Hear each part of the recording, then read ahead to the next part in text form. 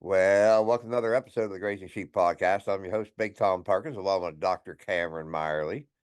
And today, we're joined by Dr. Andrew Weaver, as well as Nicole Valliere. Did I get that right? Close enough, Valliere. Valliere. I can't help it. It sounds French, and all I know in French It is is. all I know. All I know in French is "ooh la la." That's it, which I think means "ooh, that's pretty good." So, remind me again, what university are you from? Virginia Tech right now. Virginia Tech right now. Okay. That must be one of those offshoots of Virginia Tech.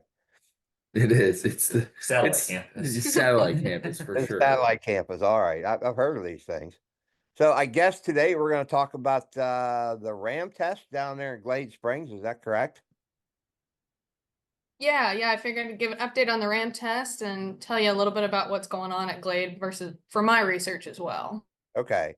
And so you're a member of the WOA gang, and that's the Women of Agriculture. If you've ever been out to some of these events, you'll see this gang of young gals walking around. They're a bunch of hoodlums. They scare me every time I see them.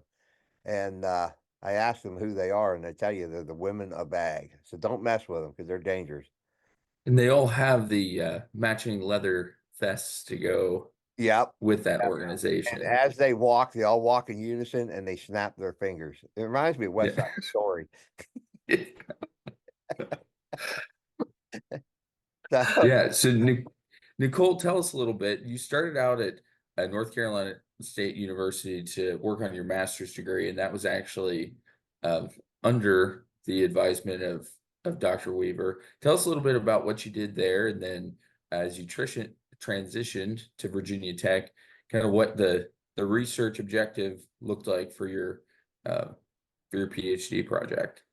Yeah, so working at the flock at the Southwest AREC in Glade Spring, they've been known for having this diversified fecal egg count flock where they've been selecting for either extremely elevated parasite resistance or the opposite as well, extremely low parasite resistance. And so to continue that, we looked at for my master's project, taking those two selected lines and putting them subset of each type of lamb post-weaning, either in a dry lot or on pasture, looking at post-weaning growth performance, parasite resistance performance, looked at a few fertility measurements afterwards as well with ewe lamb rebreeding and all of that. We had some interesting results, as you would expect. On dry lot, those lambs perform a little bit better. They have higher growth and obviously lower fecal egg count because they're not being exposed on a daily basis. But we figured that if you put both the high fecal egg count and the low fecal egg count animals on a dry lot, that you can kind of overcome that predisposed genetic selection a little bit and have them perform a little bit better post-weaning. Since that weaning time is so stressful, maybe take them off grass for a few days and see how they perform and give them a little kickstart on life before you're just throwing them out to the worms. And then we did see elevated breeding results in those ewe lambs that were on dry lot versus pasture. We saw that a lot more actually bred as ewe lambs than those that were on pasture. So that was an interesting take on just a quick summary of some of my master's work. Yeah, and that's one of the interesting things for a lot of producers that are out raising sheep or in livestock or agricultural in general.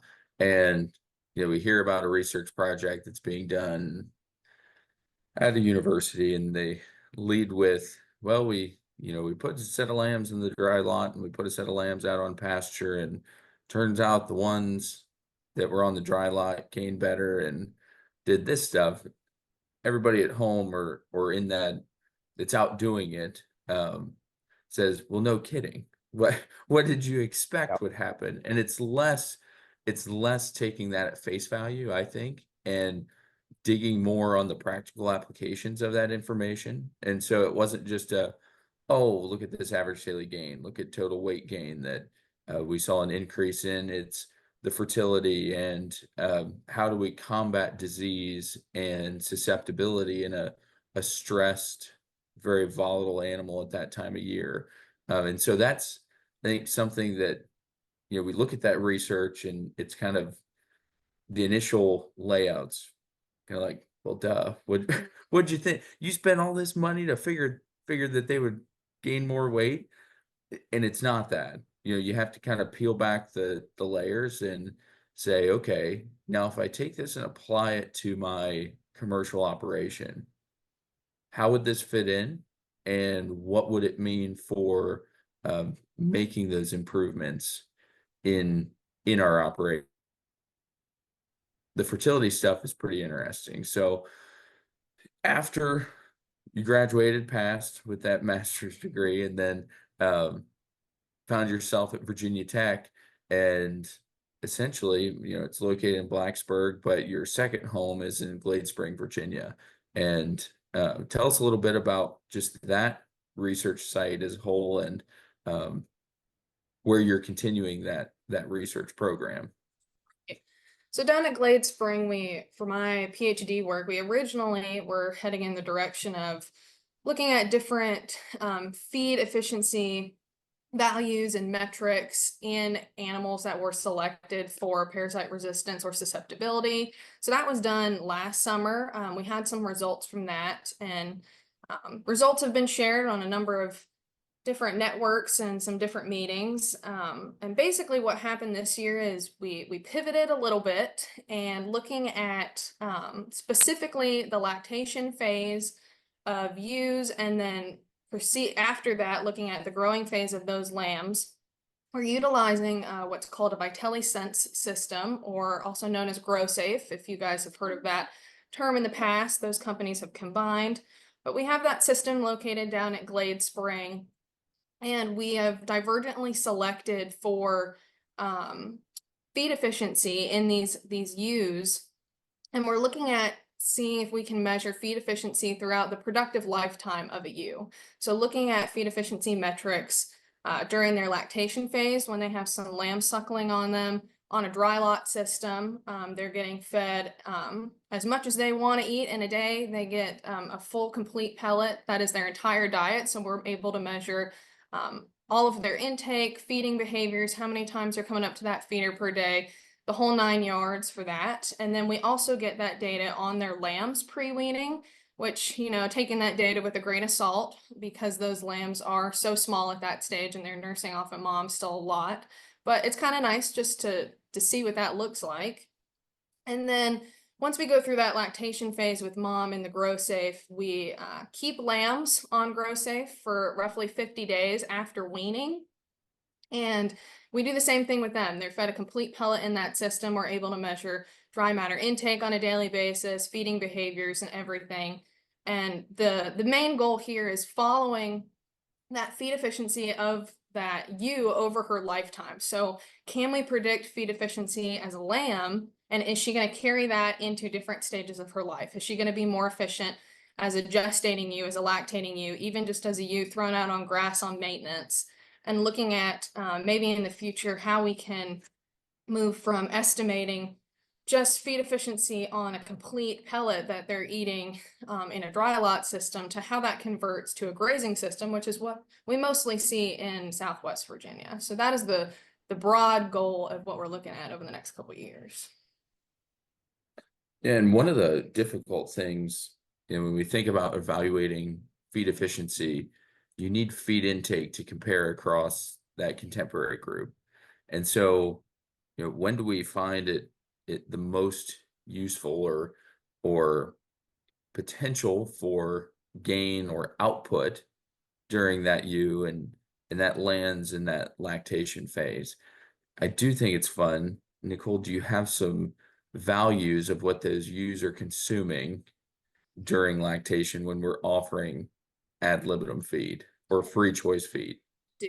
So they're roughly consuming anywhere between 7 and 9 pounds on a daily basis, which is quite a bit. It would put a regular producer probably out of house and home. They're eating quite a bit. That's a complete pellet. That is a complete pellet. So that is their entire diet. She's not receiving any hay or any grass at that time. So that's all that she's eating in her daily basis. But they're quite high values. which is interesting. What are the ewes weighing? They're weighing anywhere between 100 at the start of the test. They're weighing anywhere between 90 to 130, maybe 140, a couple of them at the end. You know, as you would expect, with those daily intakes being as high as they are, they're creeping up towards that 200 mark on some of those ewes. We're looking at probably an average of 175 on those ewes. So Tom, when you and I talk about our 130 to 140 pound ewes for bigger sheep, if we've got customers that just want some fatties, you know, some bigger sheep, then we just need to feed them 7 to 9 pounds a day, That's all it and takes.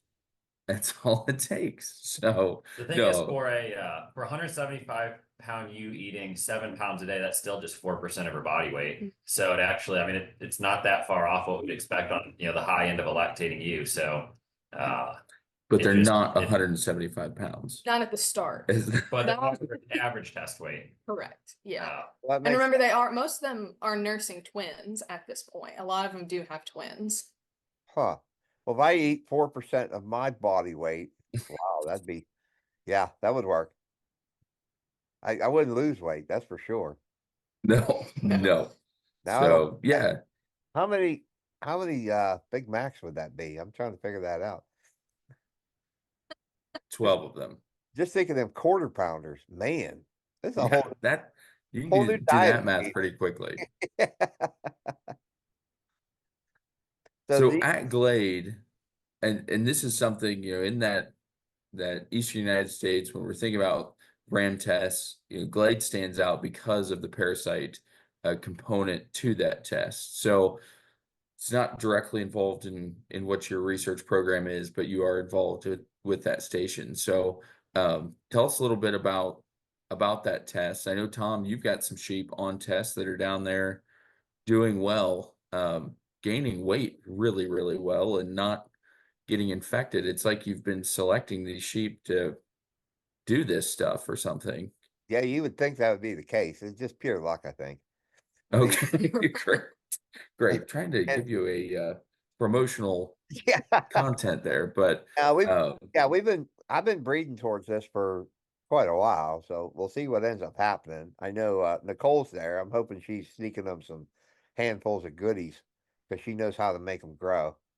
yes, yeah. Let's highlight all of the corruption that goes on behind the scenes. No, but yeah, like so on that ram test, just a brief history on that, and I guess where do you think we can keep it a little fun? Where do you think maybe it could go in the future, and adding in some, you know, additional services to producers? Yeah, so this RAM test was initiated in 2012 at the Southwest AREC, and it's evaluating post-weaning performance, growth performance, parasite performance, and it's where consigners can bring their rams to a common environment and they can measure and evaluate their performance against other rams of the same or similar ages. So it's a 70-day test. They get dropped off in late May, where they have we have a vet team from Virginia Tech come out and we'll do a once over on all those animals, get weights, scrotal circumference, feet and soundness structures, all the 9 yards. We also do a 3-way combination deworming at that time period. And then we'll move those sheep down. We give them a 3-week acclimation period just to get used to their surroundings, hopefully clean them out a little bit based on after they get dewormed based on what they've picked up previously before they arrive to the test. And we'll take actually a fecal sample throughout that during that 3-week period just to make sure that deworming is actually doing its job and we're getting that parasite load down to reduced levels. And then after that 3-week period is up, we will start the test where we give them a controlled set level of infection, the homunculus larvae. And we'll begin to collect fecal samples and weights and FOMACHA scores every 2 weeks. So we stay pretty busy down there during the summer getting all that collected. And rams will actually be evaluated based on their fecal egg counts and their FOMACHA scores that we take every other week. and whether that ram needs to be dewormed or not over the course of the test. And that ram will actually be removed from the test. If it does need to be dewormed, the station, the people that work at the station will determine that. And we will actually sell at the end of the summer. After that 70 days is up, they're in a fescue-based pasture, continuous grazing system throughout the course of the test, but they are being supplemented roughly 2 to 3% of their body weight with a concentrate feed as well to help with that growth during that time period. But once the test is over, once those 70 days are over, we'll take an off-test weight. We take off-test fecal count, fecal egg count, and then they will sell the top 50% of the rams from the consigners using a sale index that was created a couple years ago that has a couple different components in it, but mostly looking at their growth performance and their parasite resistance performance throughout the course of the test. And we'll sell those top 50%, which this year we had 118 rams in the sale. So we'll sell probably between 50 and 55 of those rams. And sale day this year is September 20th. We'll do an educational portion with that in the morning. It'll be a fun time. Come listen and take a look at the rams, see what you might want to get your hands on and put a bid in for. And then we have a local extension agent that does a wonderful steak sandwich lunch for us, which might be the highlight of the day. And then after that, we'll have the sale. And it's just a fun day. People get to talk about all of their rams, and they get to see people that they don't normally get to converse with, and highly recommend you guys coming out if you haven't been out to that ram sale day yet. So what's the percentage of rams that typically fall out of that? Do you have a number on that? Somewhere it's usually, it varies by year. There's wetter summers and drier summers, and consignments vary in terms of their genetic resistance to parasites, and so it varies a little bit in terms of the percent that require deworming each year. Off the top of my head, somewhere in that 5 to 10% range typically get disqualified from the sale for requiring deworming. Yeah, I got my first information back, and well, 2 of those rams are gaining really well. I have one ram there that ended up, we think it's pneumonia, so they've been doctoring him, and he's actually losing weight, so we don't expect him to compete at all. But then we had 2 that came back with what I thought were pretty high fecal numbers, but compared to everybody else's, they weren't. And they had scored a 2 in Pamancha, so I'm a little concerned about them. So we'll see what ends up happening with this whole thing. But they're really gaining well. You guys are definitely feeding them good. way more grain than they would typically get here. So like, what was the reasoning behind taking rams to the test? I know you talked about some previous episodes, the adventure that was getting sheep down there and getting home in one piece. Kind of what was and you may have mentioned on a previous episode, but kind of remind listeners, why did you go through all that effort to put sheep on the test? So we've been breeding towards parasite resistance. We've been breeding towards rapid growth in the early stages, I guess. And so we take rams down there. It's a completely different environment. And this would definitely let us know if we're heading in the right direction or if we still have more work to do. It's also just from a promotion standpoint, we definitely want to get our farm name out there more often and offer these genetics into other people's flocks. As far as NSIP goes, that will offer us more connectivity to or connectedness, whatever that term is, into different flocks. We think that that would definitely help as well. So also the overall underlying goal in everything I do is become filthy rich and take over the world. Right. And if you've watched those sales in the past, that is certainly a byproduct of having rams that do well at that Glade Spring test. And on the NSIP connectedness, the nice thing is being able to promote those sheep to an audience that maybe you don't have access to in northwestern Pennsylvania, and getting those sheep out to flocks that are going to breed and provide that connectedness. It's certainly a huge value. We're sitting in Spencer, Iowa at the Center of the Nation sale, looking at sheep from all over the Midwest, all over the country.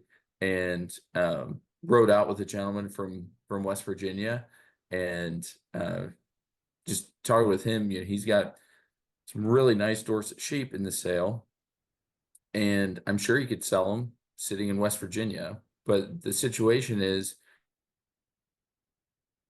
Iowa, Kansas, um, a state further west in the Midwest. You need to make the trip and provide the access to those sheep, to those producers, and to those flocks that, you know, aren't in your backyard. So there's definitely a lot of value to, you know, what you just said on getting those rams out there, and then, you know, ultimately the bragging rights is what we're all after. But no, no, that's not true. That was sarcasm. But the yeah, it is exciting. I know Nicole mentioned they're pulling a fecal once every 2 weeks, and I think it's important for everybody to know that that 2 week period between Tom getting the data and waiting for the next data, he's either busting out in hives or can't sleep because of the the nerves associated It with, is oh a little man. nerve-wracking. Yeah. I was on the road traveling when the first email came in, and I was like, "Do I pull over and check this out?" Then I'll be so upset if they've been booted out of the sale. I shouldn't be driving. And there was a lot of anticipation, both excited anticipation and just sheer nerves wanting to open up. So I got the second one. It was kind of the same thing. I wasn't driving, but it was like, do I want to ruin the rest of my day looking at it now, or just go ahead and? But yeah, it's kind of sheer terror as you open that up to look at that. And Yeah, and so then it was all positive information. You it was looked it all up. positive information. Yeah, Yep, a little concerned they're about the Pamancha 2 score on there, but we'll see what happens. Hopefully it's yeah, but not. there's a bunch of them in there, and fecal Hopefully egg it's count not is shooting the average next along time. with everybody else. The one exciting thing, again, you take what I think is interesting is you take these sheep out of an environment in which they'd normally be raised in. Yep. So, like for example, what you had just said is you're feeding them well down there because they're you know getting way more grain than what they would normally get on the home farm. Yeah. And I mean, you've got a ram lamb that's knocking on the door of, you know, a pound of gain per day. Yep. Um, and we're not talking about ad libitum feed. These are limit fed animals, and going out, and I'm sure if it's a big Tom Perkins sheep, it's going out there leading the pack, grazing in the morning and trying to pick up as many parasites as it can. So just so it can, you know, use its immune system and take care of them once they're inside. But it's exciting to see where that where those sheep end up, both from a sale order standpoint and index standpoint, and then from a after the sale standpoint of a lot of sheep going out of that sale into the commercial production system. So it's pretty neat. I think it's unique to our ram tests, and that's something that's kind of gone by the wayside. And there's a couple of different ways you can look at that, both positive and negative. But you know, it used to be something where it was a big deal for a university to house a ram test or a bull test and evaluate animals for those production traits, Yep. as a service to producers. So another question for you, Tom. So I know, you know, you're an NSIP. These sheep have breeding values, and we talk a lot in our educational programs about you know, these breeding values are the best selection tool we have. You know, keeping contemporary groups intact and evaluating animals against their peers is the best way to find the genetically elite ones, and using those more advanced tools. And maybe, you know, RAM tests are a tool, but maybe not quite as valuable as those EBVs. Yet we see a significant number of consigners with NSIP sheep come to the RAM test every year. And so, you know, why did you've got the breeding values, you know, what made you want to get that additional information to go with the breeding values? I think part of that is definitely over the last year, I've heard more people talk about how much parasite resistance do you need on your farm. And so there's a bit of a curiosity factor, I guess, because I feel totally confident that my sheep will work fine in the Northeast. You can bring these sheep on pretty much anybody's farm. If you're doing rotational grazing, and that's always something I talk to people about who buy my sheep. They're like, look, I don't have to worm them, but I move sheep every day. I'm sure if you just put them in a continuously grazed system, there's sheep you're going to have problems with. Not, certainly not all of them. But so the curiosity is, how will they do on fescue pastures, which is something we typically don't have here in the Northeast? There is some fescue, but they're not considered fescue pastures. So I wanted to know how they would do on fescue pastures and in a much hotter, maybe wetter environment where I think they probably have way more parasites per square foot than we do here. How will they do there? If I were to take Yeah. my sheep to, I know, like I said, I talk to people down in the South and they say, they need a very, very high parasite resistant number or very low parasite resistant number just because it's a negative number, but they need a lot of parasite resistance where up here in the North, we don't need as much. So it's curious for me to see how will they do in an environment like that. And it's almost like I hear from folks, it's like a validation in a sense of the breeding value. We have these values on our farms.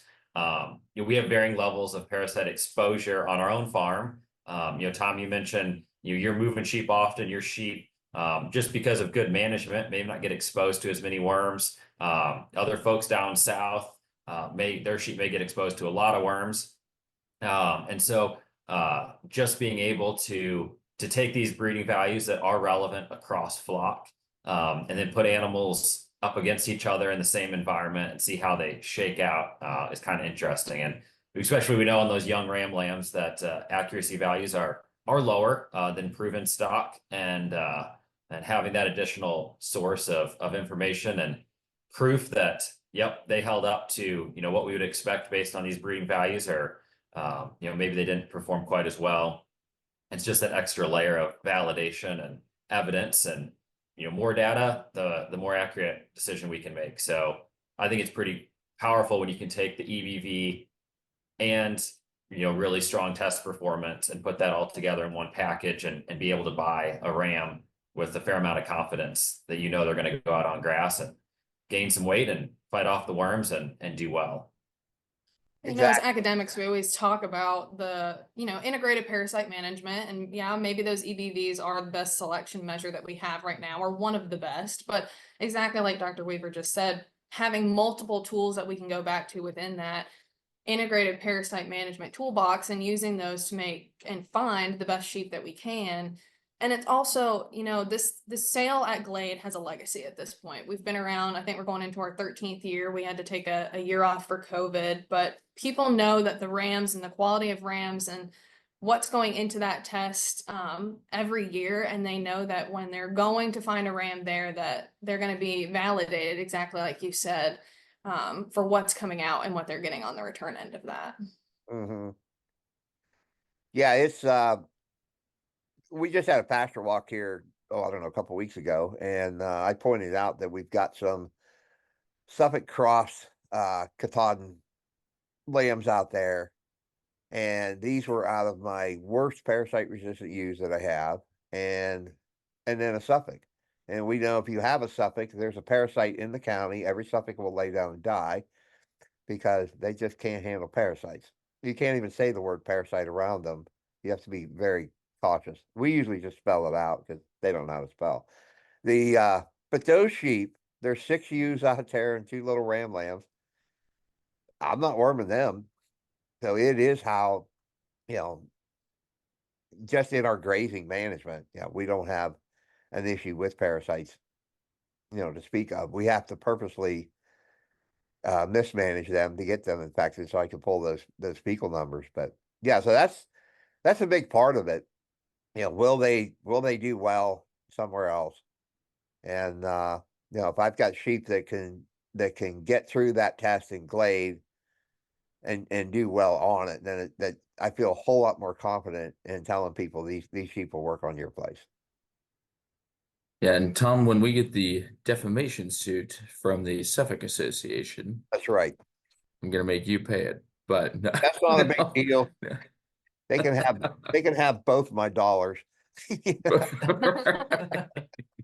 Maybe they'll come after you sell their sheep down at Glade. But Yeah. the Every breed has a purpose, and if you want sheep that grow fast and make trim, high cutability carcasses, Suffolk sheep is for you. Yeah. And I'll say, we talk a lot about Katahdins, and they have their shortfalls and they have their positives as well. So it's just a fact of life.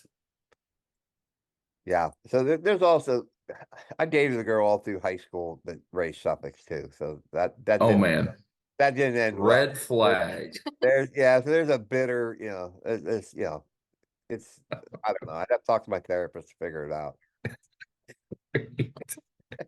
Great.